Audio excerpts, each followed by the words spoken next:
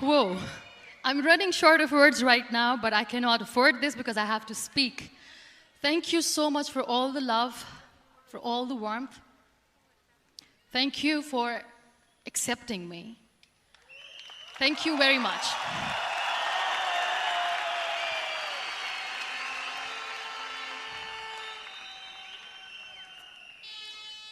Well, I always start my talk with a disclaimer. And that disclaimer is that I've never claimed to be a motivational speaker. Yes, I do speak, but I feel more like a storyteller because wherever I go, I share a story with everyone. Well, it is a story of a woman whose perfectly imperfect life made her who and what she is today.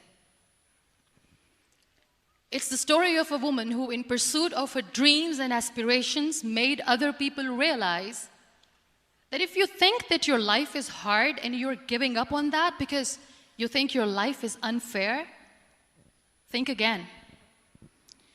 Because when you think that way, you are being unfair to your own self. It's the story of a woman who made people realize that sometimes problems are not too big. We are too small because we cannot handle them.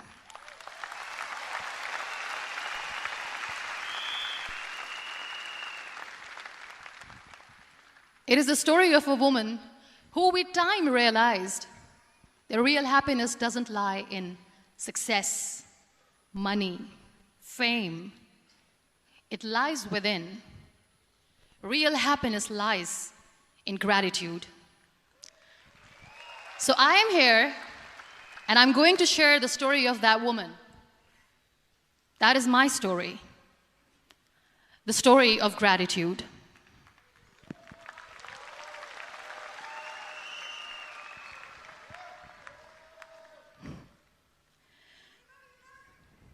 I love you too. I love you all. I believe in the power of words.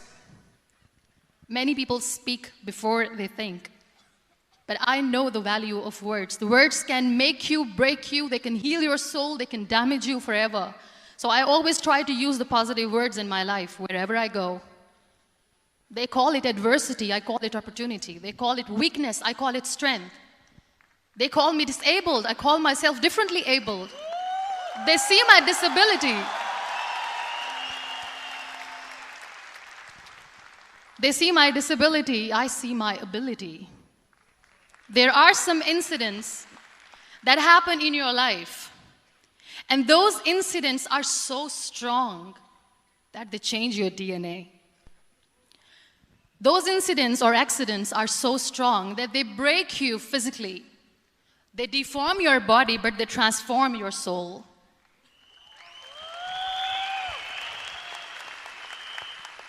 Those incidents break you, deform you, but they mold you into the best version of you. And the same thing happened to me. And I'm going to share what exactly happened to me. I was 18 years old when I got married. And this thing I'm sharing for the very first time on an international level. I was 18 years old when I got married. I belonged to a very conservative family, a Baloch family, where good daughters never say no to their parents. My father wanted me to get married. And all I said was, if that makes you happy, I'll say yes. And of course, it was never a happy marriage. Just about after 2 years of getting married, about 9 years ago, I met a car accident. Somehow my husband fell asleep and the car fell in the ditch. He managed to jump out, saved himself. I'm happy for him. But I stayed inside the car and I sustained a lot of injuries. The list is a bit long. Don't get scared. I'm perfectly fine now. Radius ulna of my right arm were fractured. The wrist was fractured. Shoulder bone and collarbone were fractured. My whole rib cage got fractured. And because of the rib cage injury, lungs and liver were badly injured. I couldn't breathe. I lost urinary bowel control. That's why I have to wear the bag wherever I go. But that injury that changed me and my life completely as a person and my perception towards living my life was the spine injury. 3 vertebrae of my backbone were completely crushed, and I got paralyzed for the rest of my life.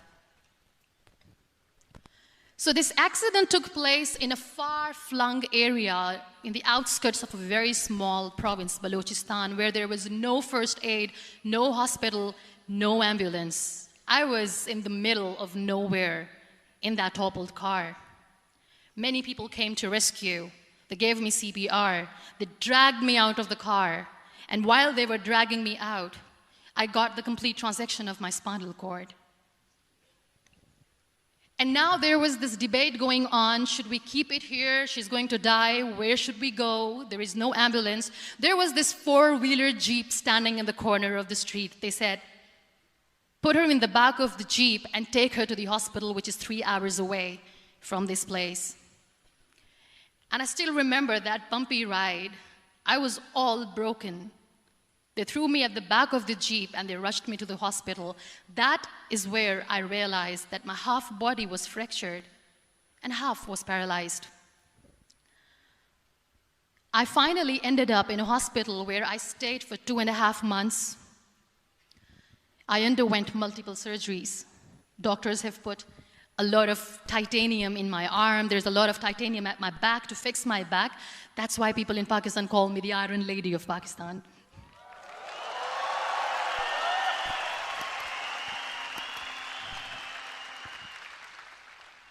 Sometimes I wonder how easy it is for me to describe all this all over again. And somebody has rightly said that when you share your story and it doesn't make you cry, that means you have healed.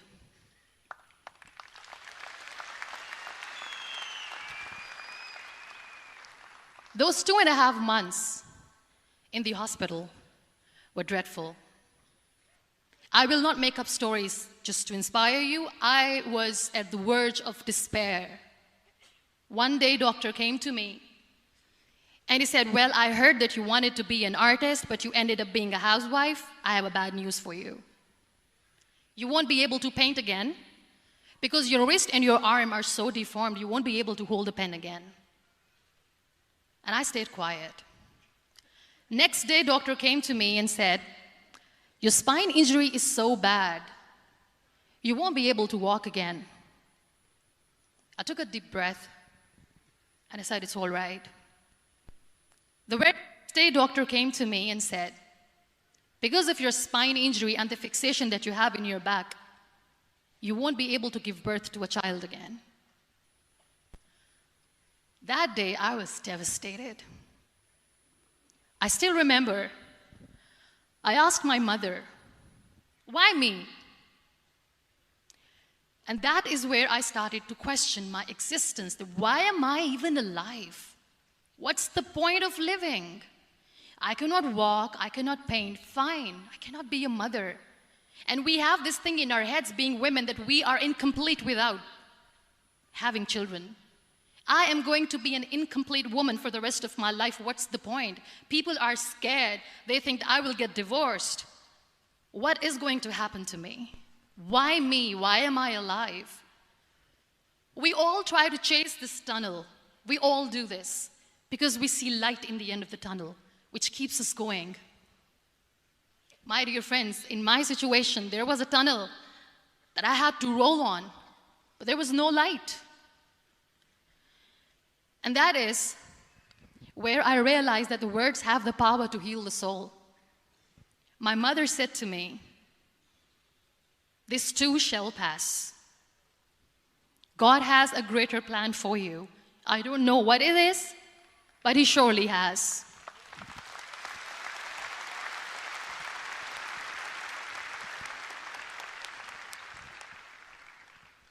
And in all that distress and grief, somehow or the other, those words were so magical that they kept me going. I was trying to put that smile on my face all the time, was hiding. It was so hard to hide the pain, which was there. But all I knew was that if I will give up, my mother and my brothers will give up too. I cannot see them crying with me. So what kept me going was, one day I asked my brothers, I know I have a deformed hand, but I'm tired of looking at these white walls in the hospital and wearing these white scrubs. I'm getting tired of this. I want to add more colors to my life. I want to do something. Bring me some colors. Bring me some small canvas. I want to paint. So the very first painting I made was on my deathbed, where I painted for the very first time. It was not just an art piece or just my passion. It was my therapy. What an amazing therapy it was. Without uttering a single word, I could paint my heart out. I could share my story. People used to come and say, what lovely painting, so much color. Nobody could see the grief in it. Only I could. So that's how I spent 2.5 months in my hospital, crying, never complaining or whining, but painting. And then I was discharged, and I went back home. And I went back home, and I realized that I have developed a lot of pressure ulcers on my back and on my hip bone. I was unable to sit.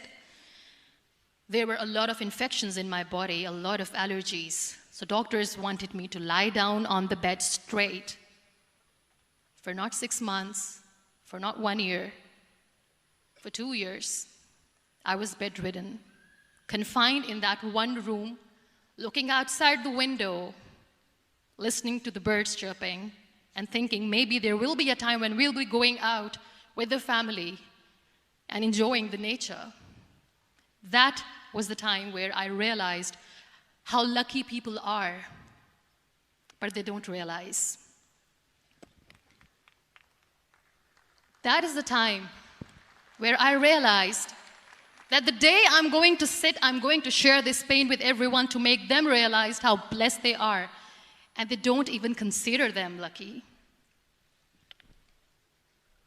There are always turning points in your life.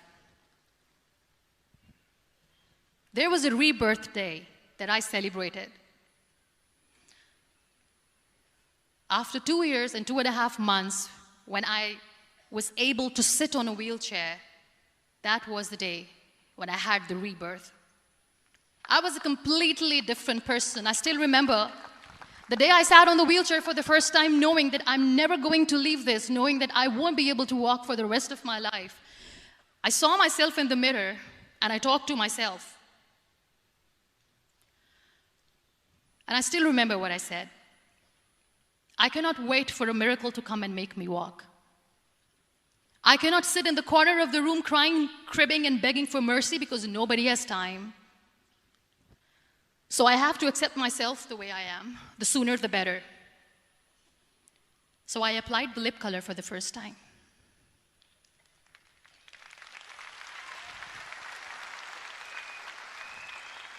And I erased it. And I cried. And I said, what am I doing? A person on a wheelchair should not do this. What will people say? Clean it up. Put it again. This time I put it for myself because I wanted to feel perfect from within.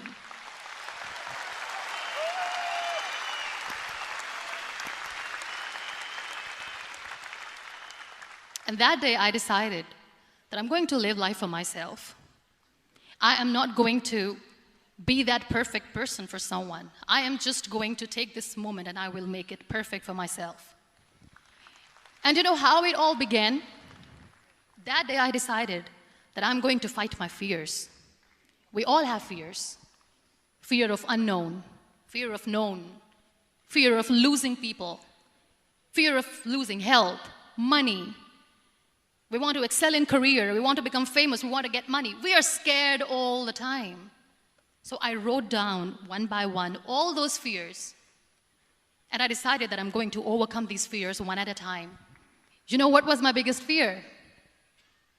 Divorce. I couldn't stand this word. I was trying to cling on to this person who didn't want me anymore, but I said no. I have to make it work. But the day I decided that this is nothing but my fear, I liberated myself by setting him free. And I made myself emotionally so strong that the day I got the news that he's getting married, I sent him a text that I'm so happy for you and I wish you all the best. And he knows that I pray for him today.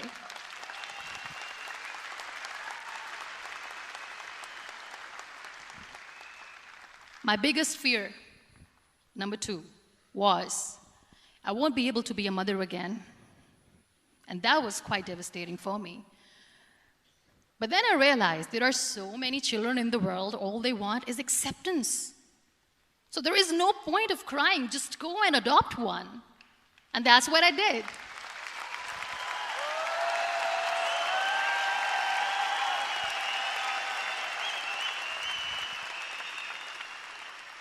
I gave my name in different organizations, different orphanages. I didn't mention that I'm on a wheelchair, dying to have a child. So I just told them that this is Muniba Mazari and she wants to adopt a boy or girl, whatsoever, but I want to adopt a kid. And I waited patiently. 2 years later, I got this call from a very small city in Pakistan. I got a call and they said, "Are you Muniba Mazari? There is a baby boy and would you like to adopt?" And when I say yes, I could literally feel the labor pain. I said, yes, yes, I am going to adopt him. I am coming to take him home.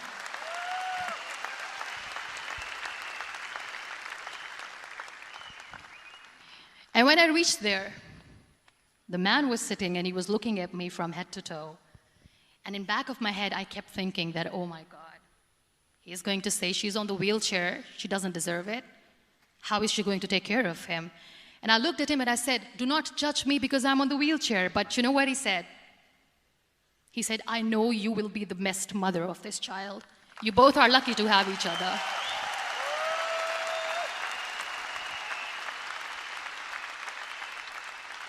And that day, Niall was 2 days old, and today he's 6.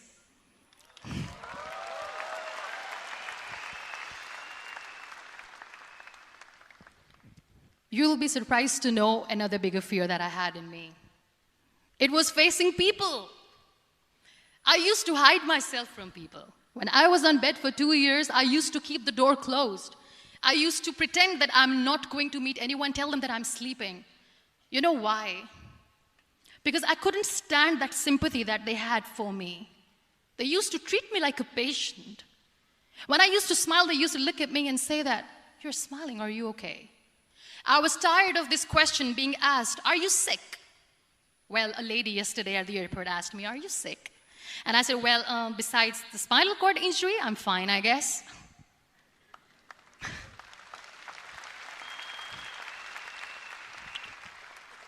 But those are really cute questions. They never used to feel cute when I was on the bed. So I used to hide myself from people, knowing that, oh my God, I'm not going to see that sympathy in their eyes. It's all right. And today I'm here speaking to all these amazing people because I have overcome the fear.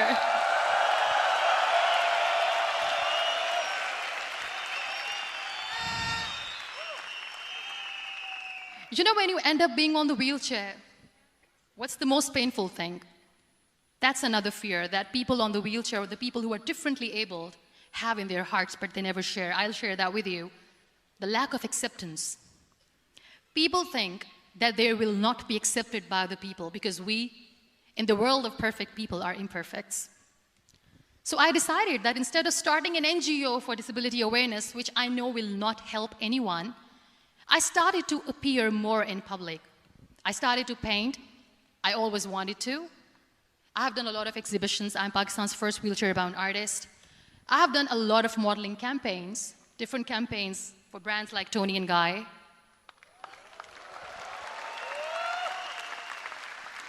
I have done some really funny, breaking the barriers kind of modeling. There was this one by the name Clown Town where I became a clown because I know that clowns have hearts too. And then I also decided that if I really want to make the difference, I am not going to let people use me for their polio campaigns where they will make you a victim and an emblem of misery and mercy and will say that, you know what, give polio drops to your children or they'll become like this girl. I decided that I'm going to join the national TV of Pakistan as an anchor person. And I've been doing a lot of shows for the last 3 years.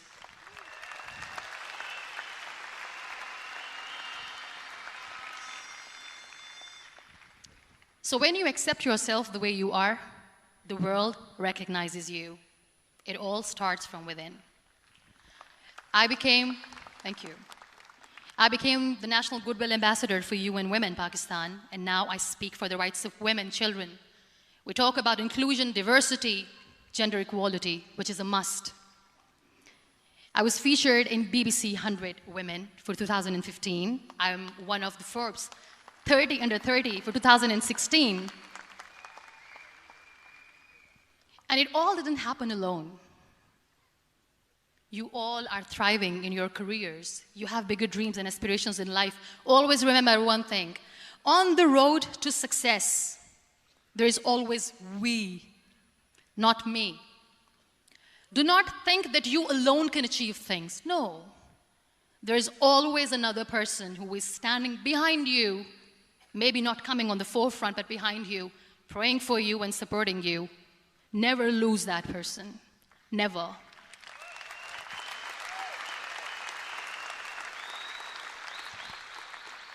No matter how much I say that I couldn't find a hero, so I became one, I still want to recognize those 3 people in my life who literally changed my life completely, and I get inspiration from them every single day. Waleed Khan. Many people know about the terrorist attacks in Pakistan. We have lost many people.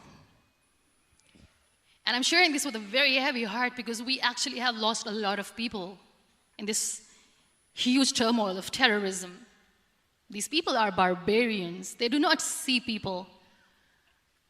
They're even worse than animals. They have killed people in mosques. They have killed people in churches, temples, even in schools. There was this terrorist attack in Army Public School, Peshawar, where these terrorists entered in an examination hall and they killed our children. And in that attack, that day, this beautiful boy, Waleed Khan, who was my hero, my real life hero, was the proctor who was taking care of the students, was keeping an eye on the students. Those barbarians shot him 3 times in the face, 5 times on his body, and he fell down. I was asked to give a talk in the school after a week of that terrorist attack. With a very heavy heart, I went there and I spoke. We sang a few national songs. I thought that maybe I've done my part, but deep inside, it was killing me. I could see children injured. I could see children sitting on the wheelchairs, looking at me, wondering, what next? What was our fault? Just because we were here to give examination, we have been shot. So many people, so many children lost their friends. Their classrooms were empty. The next day they went to the classroom. So this kid, Waleed Khan, I was asked that he is in a hospital right now, and you have to go and see him and motivate him and tell him that it's going to be okay. And when I saw Waleed Khan coming on the wheelchair for the first time in front of me, face was all deformed. His leg was fractured, his arm was fractured. He couldn't talk, he lost his teeth. He cannot sneeze, he cannot smell. He cannot eat. And I kept thinking, what should I say? That everything is going to be all right? No, nothing is all right. And while I was juggling with the words, what to say, what not to say, this beautiful child, Waleed Khan, came to me and he said, "Are you Muniba Mazari?" I said, "Yes." He said, "Baji, let's take a selfie."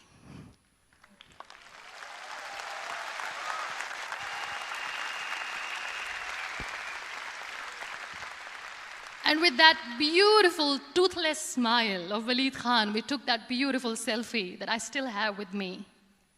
I don't share that here because he was in a very bad shape that time. And that is where I realized that when I was thinking too much about his deformities, he's happy with himself. He doesn't even care. Because today he goes in the same school, and when somebody asks him that what happened to your face, why so many scars, you know what he says? "These scars are my medals and I wear them with pride."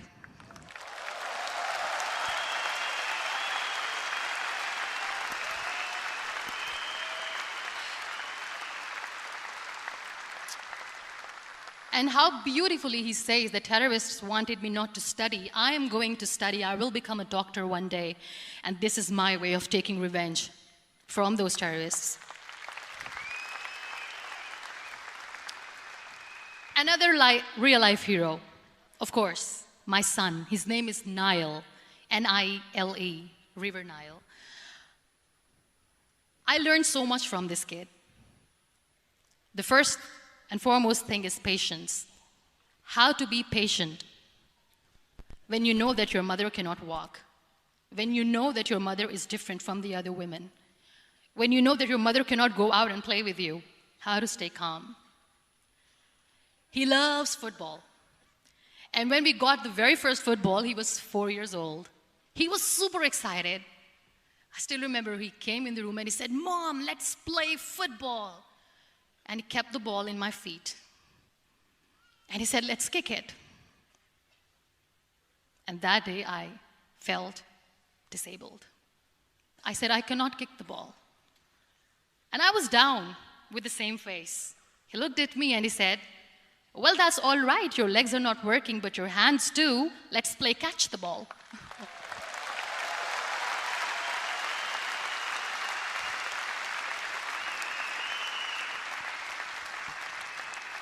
You know what? That day he made me realize that when you think your glass is half empty, come on, your glass is half full. It's all in here and here. Last but not least, the woman who made me realize that heroes have no gender. The woman who believed in me even when I was completely at the verge of despair, where everybody left, she was there. And every time I looked at her, without saying anything, she used to look at me and said, "This too shall pass. God has a bigger plan. And one day you will say that, oh my God, that is why God has chosen me." She never cried in front of me. She has always said that there will be haters, there will be naysayers, there will be disbelievers, and then there will be you proving them wrong. My mother.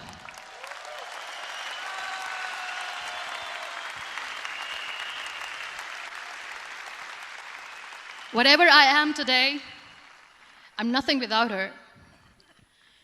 I'm nothing without her. Thank you, Mama. I wish you were here. Thank you for making me who I am today.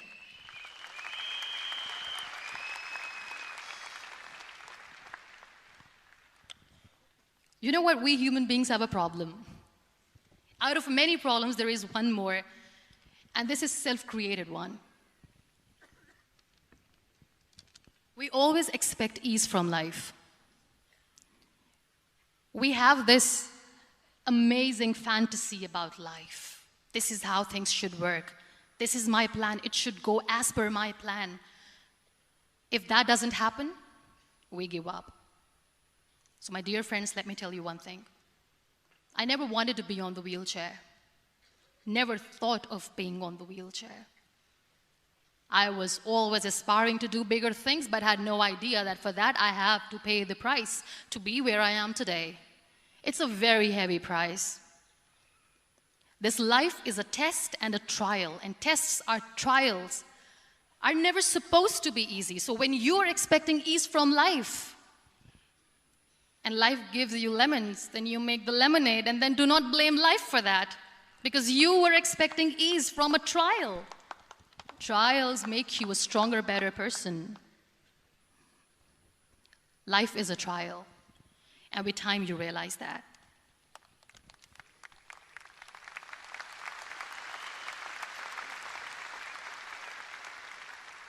It is okay to be scared. It is okay to cry. Everything is okay, but giving up should not be an option. They always say that failure is not an option. Failure should be an option, because when you fail, you get up, and then you fail, and then you get up, and that keeps you going. That's how humans are strong.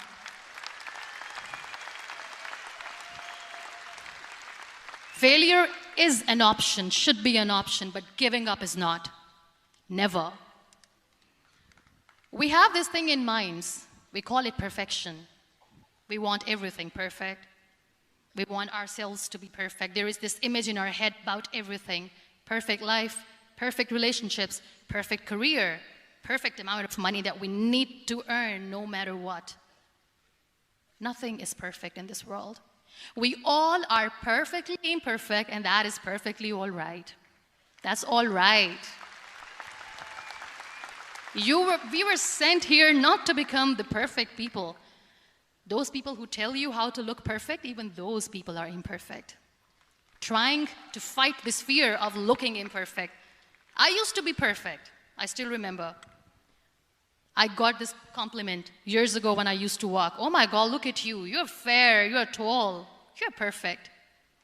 Look at me now. You're still perfect. Only the perfect eyes can see that. Only the perfect eyes will see that. Only the perfect eyes will see that. So yes, in all those imperfections, you have to listen to your heart. You don't have to look good for people. You don't have to be perfect just because other people want you to be perfect. If your soul is perfect from within, that's all right. This is all what you want. This is all what you need to be. Our society has made very weird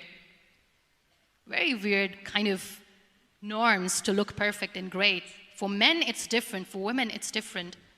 We think too much about what people say. We listen to ourselves too little. You know what makes you perfect? When you make someone smile. You know what makes you perfect? When you try to do something good for the people around you. You know what makes you perfect? When you feel someone's pain. And how beautiful pain is that it connects you with people. No other medium can connect you with others but pain. That's why I always say that I'm in pain, and that's a blessing in disguise for me. Today, just because I'm in pain and I'm on the wheelchair, I work for children.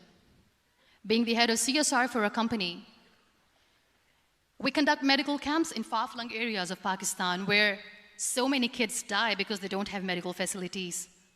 And I personally believe just because they cannot afford to live doesn't mean we'll let them die. So we give them money, we give them medical treatment, we try to heal their wounds, physical and emotional. And I also work for the beautiful people. We call them third gender, the transgender community of Pakistan. You know what connects me with them? All my imperfections. When I go and I hug them, they never judge me. And this very good friend of mine, her name is Bijli. Bijli means electricity. She calls herself electricity. And I said, are you electricity? She says, no, I'm lightning. I'm as strong as lightning. Because we have very bad power outage, so she doesn't want me to call her electricity. So she says, I am very strong. I'm thunder, I'm lightning. She came to me, and the first time I hugged her, she said, you are just like me. And I said, yes, I am like you. Because to people, we are so imperfect. So how beautiful these imperfections are, that because of these imperfections you can connect with people. Then why are we all running after being perfect? What's the point?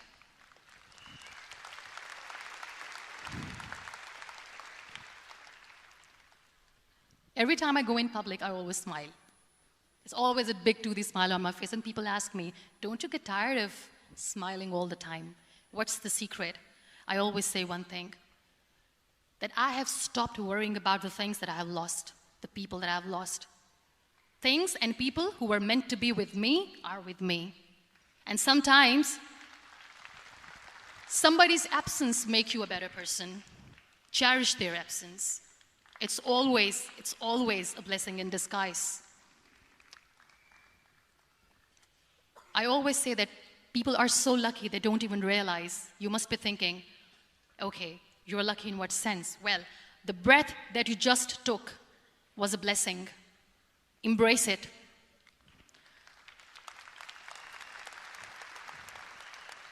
There are so many people in the world who are dreaming to live a life that you are living right now. You have no idea. Embrace each and every breath that you are taking. Celebrate your life. Live it. Don't die before your death. We all die.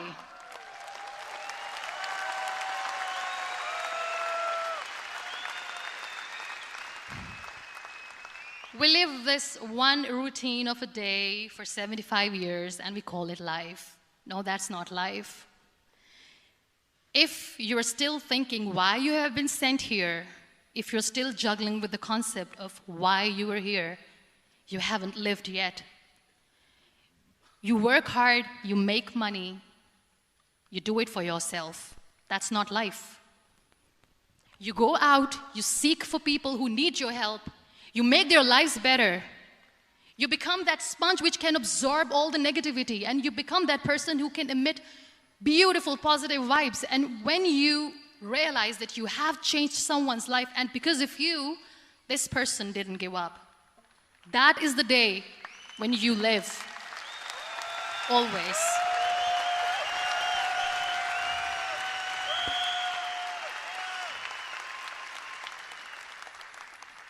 We were talking about gratitude, why I smile all the time. I cry all night when nobody sees me, because I'm a human and I have to keep the balance. And I smile all day because I know that if I will smile, I can make people smile. That keeps me going.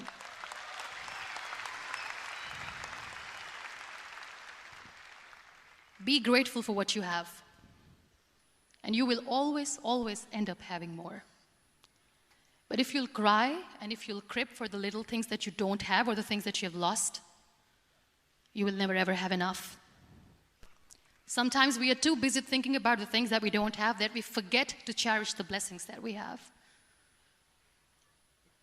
I'm not saying that I'm not healthy and that makes me unlucky, but yes, it is hard. It is hard when I say that I cannot walk. It is hard to say when I wear this bag. It hurts. But I have to keep going, because never giving up is the way to live, always.